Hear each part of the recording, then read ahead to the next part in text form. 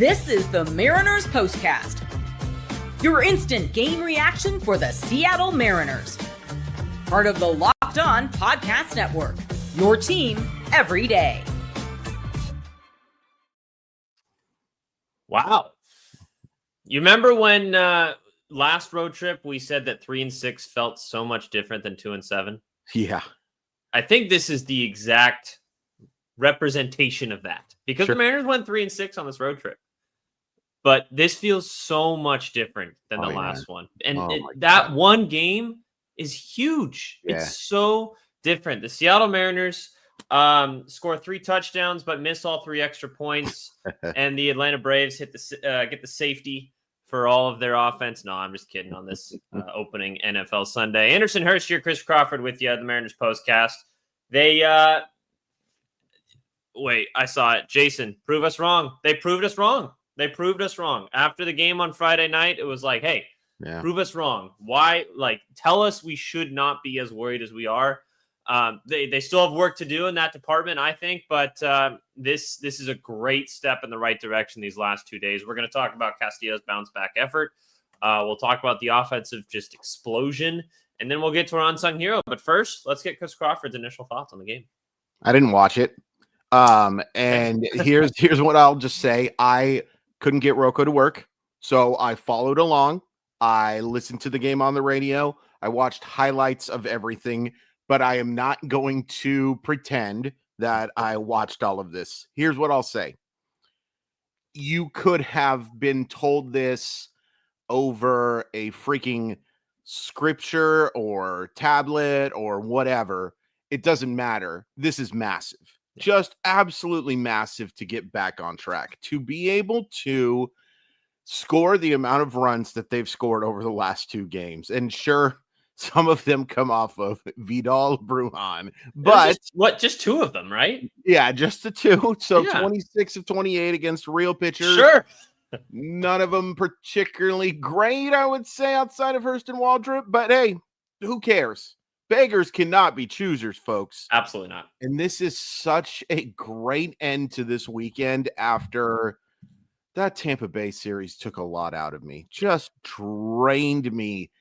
This has me feeling great. I wish I could have watched all of it. I really do. But unfortunately, the 9 a.m. time, I woke up at 8:58, got everything ready to go, and it wouldn't load. It just flat out wouldn't load. So I listened to the game on the radio. I loved the dulcet tones of that booth. And, so that wasn't so bad. And every strikeout from Luis Castillo, I watched the replay of. Every big hit for the Mariners, I watched the replay of.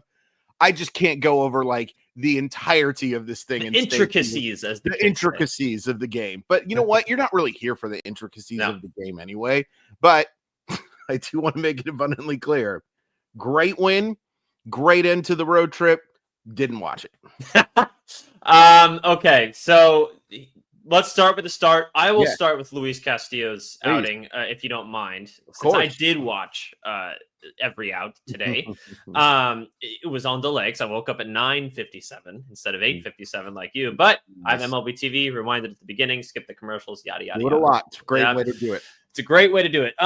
It was a huge bounce back effort from Luis Castillo, honestly. And I get it, like the Braves are a 64-79 team this year. So it's you have to put it in perspective. Sure. But seeing him do that against any major league lineup is huge for me. And the line drive off of his wrist scared me a little bit, but I'm taking some silver linings from it. After that happened, I believe it was the 3rd inning after the Mariners scored the 8 runs.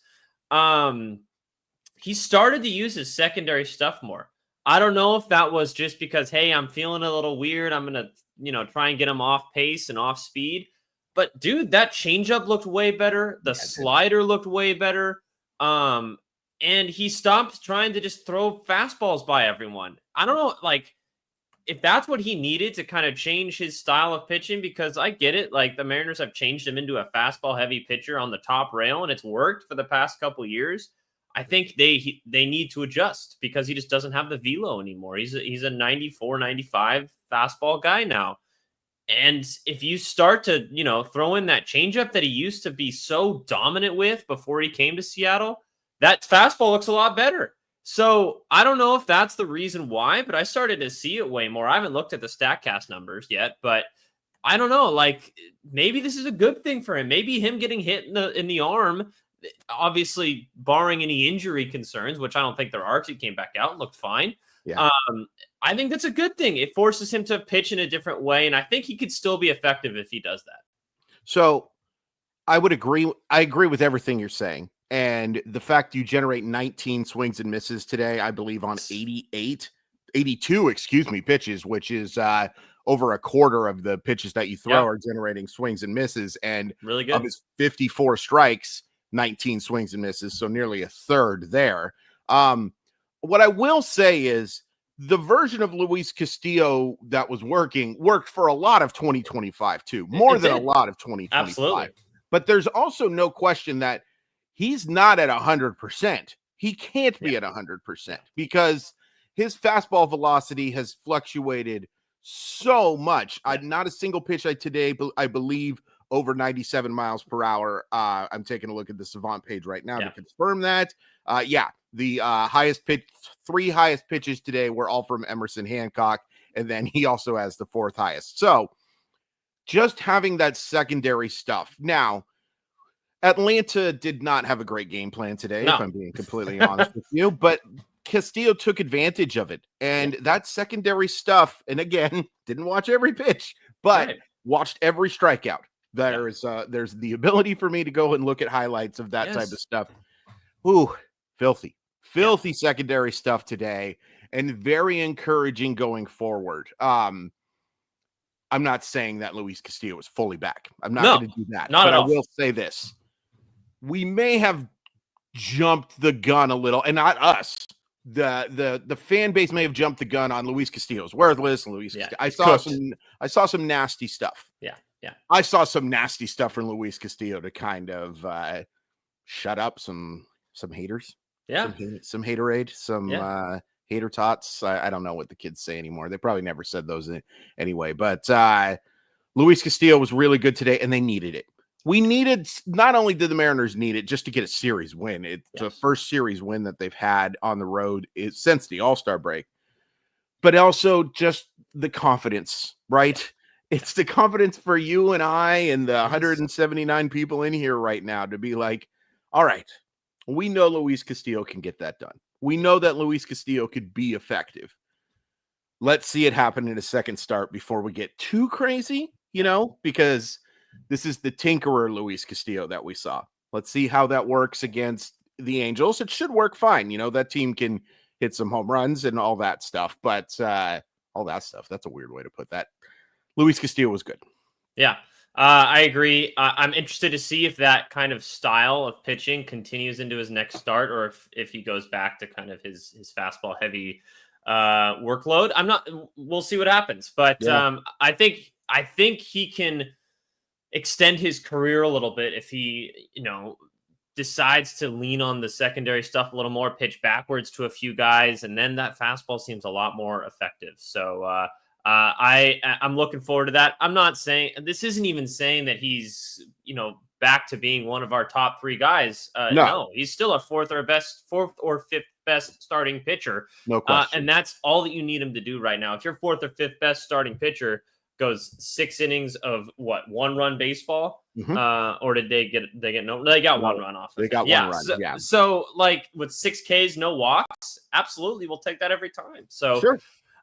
Cool, good stuff from him. Much needed. It gives me if this was one of those games where he kind of struggles to get through 5 and then your bullpen just shuts it out because your offense kind of is way ahead. I'm feeling a little different, honestly, but to have him pretty much dominate the Atlanta lineup and to have your offense do what it did today, it makes me feel a whole lot better about this game. I'm just seeing the highlight of this Suarez home run right now. Vidal Brujan. I know. They all count, man. They all count. Thanks for making the effort, but my God, I'm so glad Big Dumper's homer came off of a real pitcher. Let me just say that. I would have had a long feel about how it doesn't matter, but I'm glad that it came off of very bad Rodri Munoz instead of Vidal Brujan. How many of the top 5 home run hitters in baseball have hit homers off of position players? I've got to think at least almost all of them have at least one. I don't think so, though, Anders, because this is a fairly new thing. The position play, like Barry Bonds certainly wasn't facing. No. I'm not saying all time. I'm saying this year. Oh, this year. Fair. Yeah. That's fair. That's fair. I would have to do research that I don't know how to do, but that's fair. Yeah. That's fair. So, like, in terms of the home run race, I wouldn't care. They all count, man. Like, just let them go. Pump those numbers. I don't care. Pump them up, baby. Pump them up. And it's not like Eugenio Suarez struggled until that. He was really good today. He had a great day today. We can talk about the offense a lot today. Let's do it after this quick break here on the Mariners Postcast. Most people can't name all their financial accounts or even what they're worth, whether it's 401ks, properties, or investments. And when you don't have the full picture, you can end up leaving money on the table. And that's why there's Monarch Money. It's an all-in-one personal finance tool that brings your entire financial life together in one clean, easy-to-use interface on your laptop or on your phone. Huge thing for me is, like, I'm just not a finance guy. Having someone be able to just take control of that stuff, I make the money here. You guys are great for tuning in here on the Mariners Postcast, but I don't know what to do with it sometimes. So whether it's subscriptions, whether it's investments, Monarch Money does everything. It's like a personal CFO for you, and I need that help because I am so clueless when it comes to this stuff. Don't let financial opportunities slip through the cracks. Use code LOCKEDONMLB at monarchmoney.com in your browser for half off your first year. That's 50% off your first year at monarchmoney.com with code LOCKEDONMLB. This episode is brought to you by Zippix toothpicks. Whether you're looking for a nicotine satisfaction or an energy boost, or hey, maybe both, Zippix has you covered with their nicotine and caffeine-infused toothpicks. For nicotine users, Zippix provides a discreet way to satisfy cravings in the hand-to-mouth habit without vaping or smoking. Zippix can be a helpful tool as you work to reduce your dependence on vaping. Available in 6 great flavors with 2 milligram and 3 milligram nicotine options. And if you need energy without the crash, their caffeine toothpicks are a game changer. Said it yesterday, I'll say it again. Whatever we can do to stop smoking, to make ourselves healthier, to avoid secondhand smoke, to lower the cancer rate is great. And we all have addictions. Lord knows I do. I'm addicted to baseball cards. I'm addicted to foods that I'm not supposed to eat. So we all have our blemishes. Vices. Yeah. But if we can help those blemishes and also help keep other people healthy, that's why something like Zippix is a great thing. If you go to Zippix.com, ZippixToothpicks.com, use code LOCKEDON for 10% off your first order. You must be 21 or older to enter. Warning, nicotine is an addictive chemical. That's ZippixToothpicks.com, promo code LOCKEDON. Zip more, smoke less with Zippix toothpicks. You do a great job at that read. Oh, thank you. By the way, I saw this too, and I was like, did they take a run away from the Seattle Mariners? It's 18-2. And then if you look at the box score, it says 17-2. But man, what a fun end to that baseball game. Yep, absolutely. Fun beginning, too. Let's talk about the offense a little bit. Welcome back to Mariners Postcast. Anderson Hurst, Chris Crawford with you. We go live right after every single Mariner baseball game. Rob says, Chris, what's your favorite baseball card in your collection? It's a recent one. I have a Cal Raleigh First Bowman refractor autograph. Those go for quite a bit of money. Did you pack it or buy it? But I just got to keep it. PSA 10. I also have a autographed Ken Griffey Jr. Mike Trout card that holds a little special feeling to me as well. That's pretty fun. Yep, it's an expensive hobby. Don't do it. Don't do it. Get Zippix toothpicks before you get baseball cards. I'm telling you that. Especially if you're a smoker. Yeah, exactly. Welcome back to Mariners Postcast. Anderson Hurst, Christopher Crawford. Like the video if you haven't already. Helps us out a ton. It's the easiest way to support us. Just subscribe and like the video every time you see us, if you like our stuff, obviously. I think it's pretty good. But you guys tuning in makes it all the better. Having people come and hang out with us is so much fun. Mariners win this one 18-2, win the Atlanta Braves series. 3-6 road trip doesn't look good, but we talked about it at the top of the show. 3-6 is so much better than 2-7. Man, look at that card. That's the Cal Raleigh First Bowman, isn't it? Yeah. So did you buy that or did you pack it? I got it. I got lucky and packed it, and then I got it graded. Nice. And I was super nervous because these things tend to not grade super well. Yeah. But it's beauty. Perfect. Let's talk about the offense here in the last few Yeah. minutes.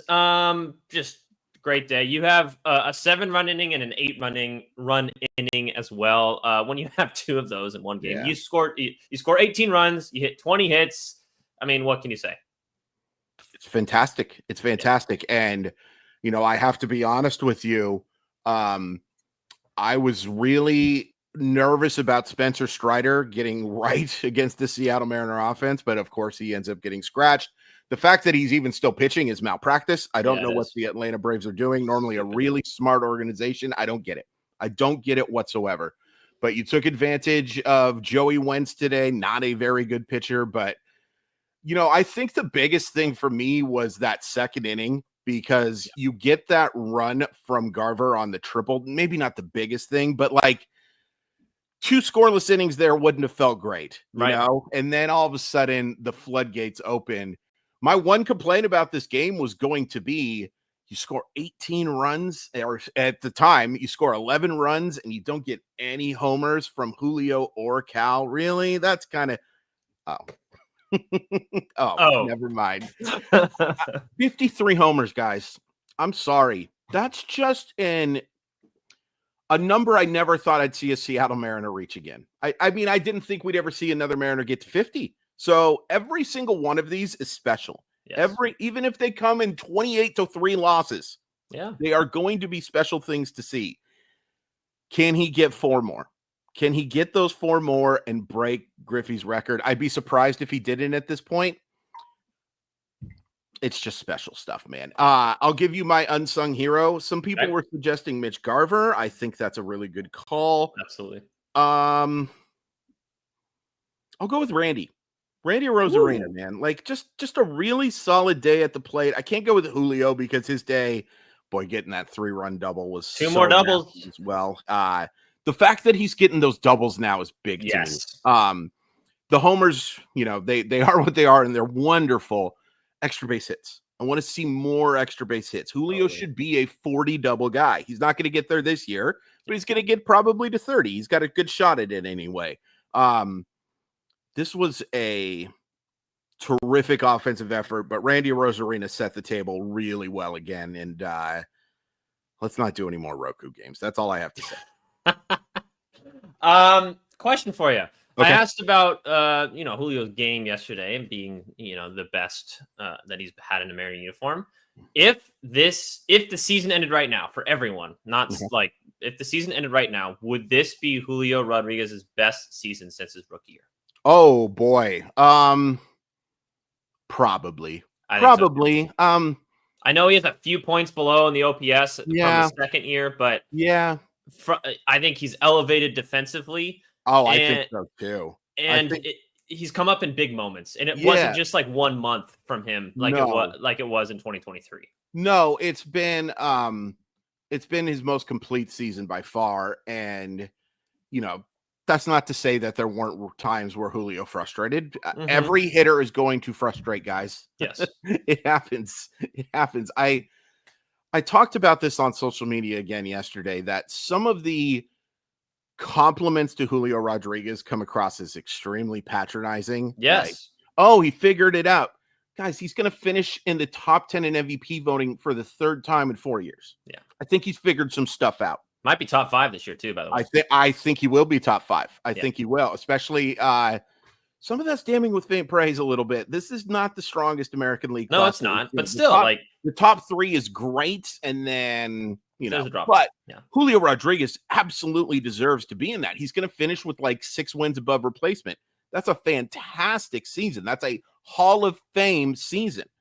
So, I would probably call this his best season, and it's super encouraging, not just for now, but it's super encouraging going forward because. So, go ahead. Let me clarify. Best season including his rookie year? No, his rookie season I think is still his best season. Just making sure. Just making sure. But boy, it's close. It is really close. I mean, he was a slight uptick offensively that year, let's be honest. Absolutely. And that 2023, I know it's a lot based on 1 month, but that's one of the greatest months anyone has ever had. You can't completely dissuade that. The only argument you can't make is 2024. Like that clearly is not his best season. He wasn't healthy. He missed 30 games, and there were some really, really long stretches of bad. But boy, oh boy, he's just been so special lately, and it's been so fun to watch. And for me, it's the consistency with him. Yeah, absolutely. It's not been like a one absolutely white hot torrid stretch. He's been really good for the past 2+ months now, 3+ months. Yeah, where like he's just been a solid 2 or 3 hitter wherever you want to put him. He's getting on base at a higher clip than I'm used to seeing him. He's driving the baseball. His contact is I think he's the best contact hitter on this team. Pretty significantly, and he now has 30 home runs. Like it's so fun to watch. Add in his elite defense. I know PCA is kind of enamored. I see him make some weird mistakes. I still think Julio's the best defensive center fielder in the game. Just throwing it out there. I do too. I honestly, as good as PCA is, he's fantastic. Like he's great. His range is unreal. Like I would say he has the most range of any outfielder in baseball. All due respect to Julio. I think second right now is Ceddanne Rafaela. If anyone wants to go watch one of the greatest catches of all time, check out the home run that he made, robbed of Corbin Carroll. That is running full speed like that and making that catch. I don't want to talk about Ceddanne Rafaela. This is a Mariners channel, but this is a Mariners channel. He's just a fantastic baseball player. By the way, another thing to keep an eye on here. Eugenio Suarez hits home runs in bunches. He's 5 away from 50. 5 away from 50. Having 2 Mariners hit 50 home runs. Now I realize that most of Eugenio's home runs came as a Diamondback, but still having 2 50 home run guys on your team is crazy. Yeah, he gets the deuce, and he's going to face some pitchers, and he's going to play in some parks that are homer friendly to be sure.